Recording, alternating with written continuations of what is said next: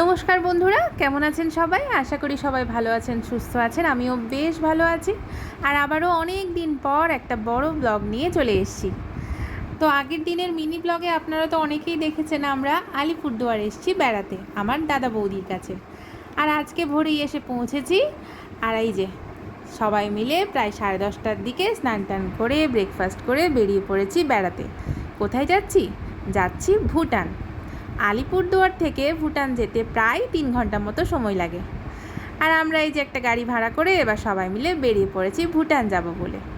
এই প্রথম যাচ্ছি বিদেশে। সত্যি আমি কিন্তু ভারী এক্সাইটেড। তো যাই হোক, দুপাশের নদী পাহাড় জঙ্গল দেখতে দেখতে আমরা চলেছি ভুটানের উদ্দেশ্যে। আর এইখানে তো জঙ্গল প্রচুর রয়েছে। এই যে এখন যে জঙ্গলটা দিয়ে বেরোচ্ছে এটা হলো চিলাপাতার জঙ্গল। আর এই যে বলতে বলতে চলে এলাম হাসিমারা শহরে। এই শহরটিও বেশ সাজানো গোছানো। আর কিছুক্ষণের মধ্যেই আমরা পৌঁছে যাব ভুটানে। এই দেখো দূরে দেখা যায় ভুটানি পাহাড়।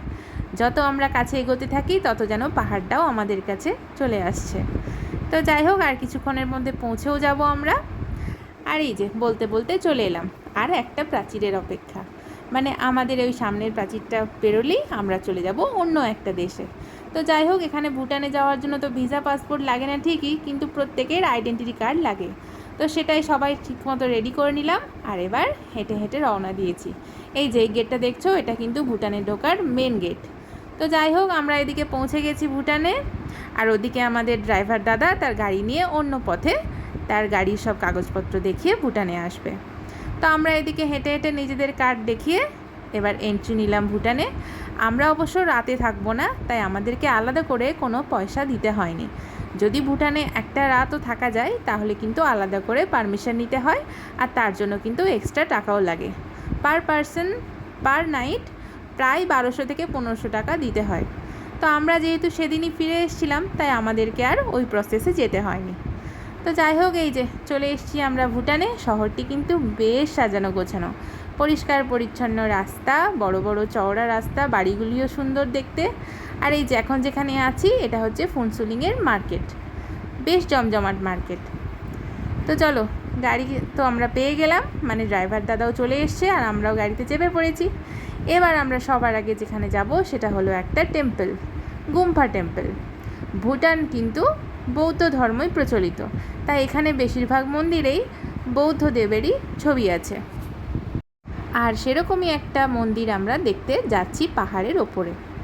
আর এই দেখো এখানে রাস্তাগুলি বেশ চওড়া, তবে রাস্তায় প্রচুর গাড়ি আছে ঠিকই, কিন্তু মানুষজন কিন্তু ফুটপাত দিয়ে চলাফেরা করতে পছন্দ করেন। মানে আমাদের এখানকার মতো রাস্তায় কিন্তু কেউ হাঁটে না। তো যাই হোক, এখানকার মানুষজন নিয়ম শৃঙ্খলা মেনে চলতেই পছন্দ করেন।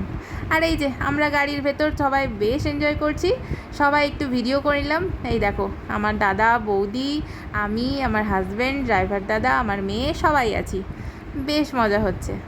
আর এই দেখো এখানের বাড়ির এই স্ট্রাকচারগুলো দেখলেই কিন্তু বোঝা যায় যে আমরা এখন ভারতে নেই, অন্য কোনো দেশে আছি, মানে ভুটানে আছি। তো চলো তোমরা একটু আমাদের সাথে রাস্তাটা এনজয় করো।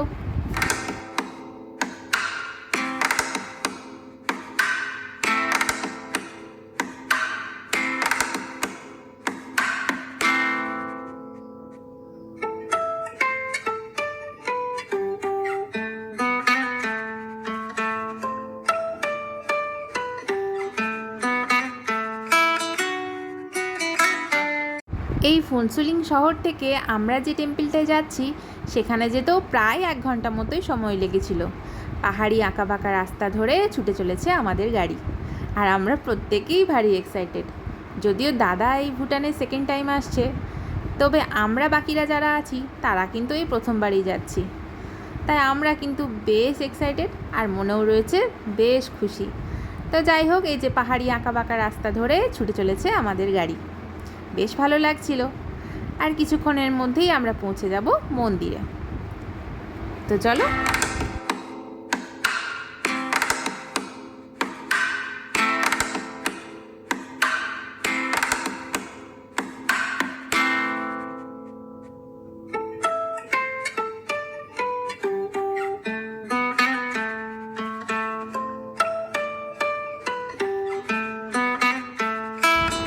আর এই যে বলতে বলতেই আমরা পৌঁছেও গেছি। এই যে গাড়ির থেকে নেমেও পড়লাম।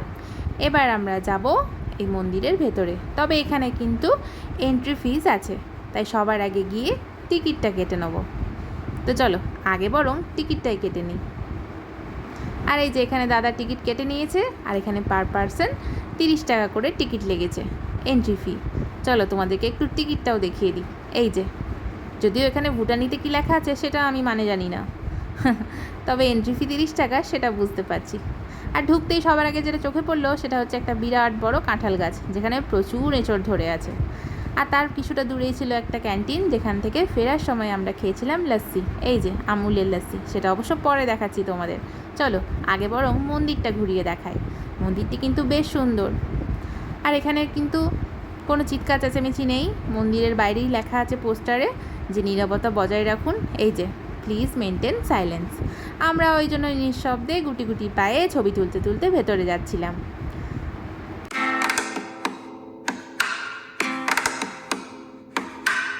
আর এখানের ভিউটা তো ছিল অসাম। পাখির চোখে দেখে নিলাম ভুটান শহরকে। এত উপর থেকে নিচের এই ভুটান শহরটা দারুণ দেখতে লাগছিল। এরকম ভিউ তো আমি আজ অবধি শুধু মোবাইল বা টিভিতেই দেখেছি, আজকে একদম সচক্ষে দেখে নিলাম, বেশ ভালো লাগছিল। তো চলো এবার বরং মন্দিরটাই ঘুরিয়ে দেখাই তোমাদের।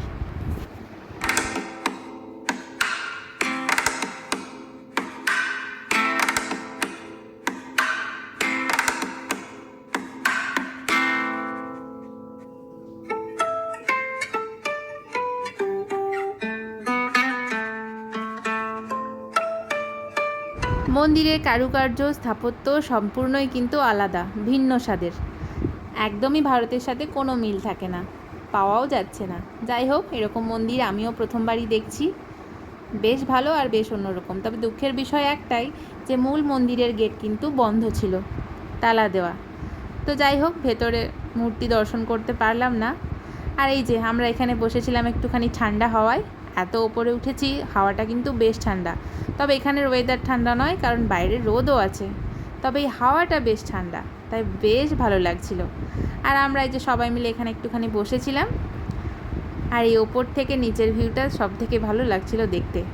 তো যাই হোক, তারপর এবার ওপরে উঠে গেলাম আমরা মন্দিরের ওপরে। যদিও গেট বন্ধ আছে, তাও একটু ওপর থেকে ঘুরে আসা এই আর কি। এখানে আমার মেয়ে হয়ে গেছে টায়ার্ড, উঠে পড়েছে কোলে, কারণ ও আর হাঁটতে পারছে না। তো যাই হোক, ওকে কোলে করে নিয়েই চলে গেছি ওপরে। এই দেখো, এখানের গেটটাই চাবি দেওয়া আছে। তো যাই হোক, বাইরে থেকে একটু ভালোভাবে দেখে নিই।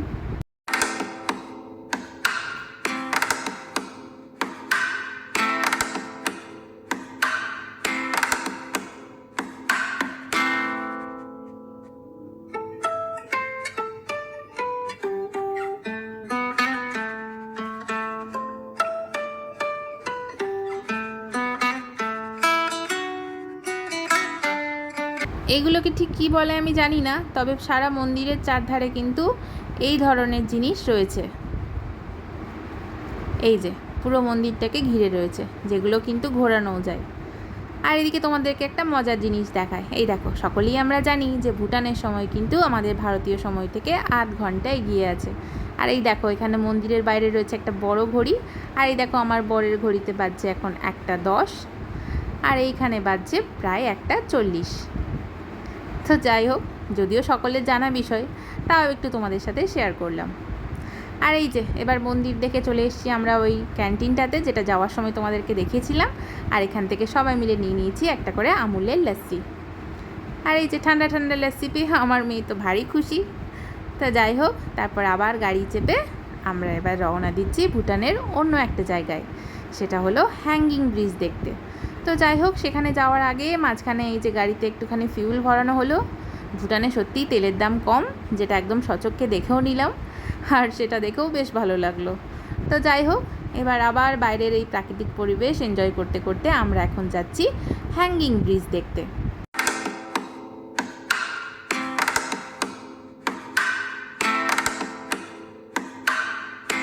আর এই যে প্রায় 8 ঘন্টা 40 মিনিট পর আমরা এখানে চলে এসেছি। এইটা হলো পচু নদী, যার ওপরে বয়ে চলেছে এই যে রয়েছে একটি হ্যাঙ্গিং ব্রিজ। অবশ্য পাশে একটি বড় ব্রিজও রয়েছে, যেটার ওপর দিয়ে গাড়ি সব যাচ্ছে আর কি, গাড়ি যাতায়াতের জন্য। আর এই যে হ্যাঙ্গিং ব্রিজটা রয়েছে, সেটা কিন্তু অবশ্যই পায়ে হেঁটে পের করার জন্য। এটার ওপর দিয়ে কিন্তু কোনো গাড়ি যাতায়াত করতে পারবে না। তো যাই হোক, এটিও দেখতে বেশ সুন্দর, আর এটা পার করেও কিন্তু বেশ মজা লেগেছে। আর এখানের হাওয়াটা কিন্তু মারাত্মক ঠান্ডা। বাইরে যথেষ্ট গরম রয়েছে, রোদের তাপও রয়েছে, কিন্তু হাওয়াটা ভীষণ ঠান্ডা। তাই এই সব মিলিয়ে ওয়েদারটাও কিন্তু একদম অন্যরকম, আর বেশ মন ভালো করা ওয়েদার।